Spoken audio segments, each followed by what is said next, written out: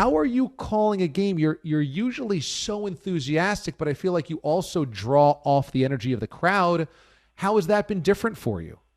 Well, it has been different, and as a broadcaster, as you are, you know, and you've done games, and you know the value that crowd has. It's like an orchestra, and it fills in, it energizes, and after a big call, you usually lay out and let that fan noise, that great explosion of passion, that symphony, that orchestra kind of fill in the back end of your call.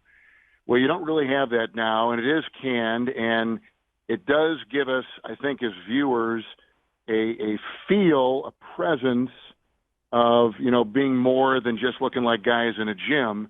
And that's been kind of the beauty of what TNT and ESPN and the league have formulated, and it's being tweaked all the time. I mean, they're still working on the right recipe, but you know, they're getting closer, and it does feel, if you didn't know, when you're walking through a room and heard the game going on, that we were courtside and the crowd was there, and, you know, there was still the same elements that we all enjoy about professional sports. But this is different, there's no doubt. We're not on the floor either, and I've actually had a couple of meals here with Mike Breen and Ian, and we're in the same hotel, and we've all kind of discussed the same thing. When you're on the floor as a broadcaster doing basketball, you sense and anticipate and can feel so much.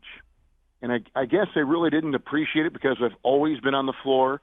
When you're back, as we are now, and we're 40 rows back and deep, and we're not high, but back 40 rows and then back further, you miss that. And it's hard to anticipate those big plays. And we're like in a little plexiglass cubicle where everything is, you know, even more cordoned off, and we don't feel any kind of presence with our analysts, with our, you know, our crew or anything else. So, no, it's different, and we're not complaining. We're all adapting, and the players are too, but it's a different feel. And let me tell you, I've gone back and watched I.D.A. some games that I did this past year, and looking at a crowd and watching their reaction and having them so much a part of the game is the one element I think probably more than anything else we're all going to welcome back. When fans are in those seats cheering on those teams and you have the real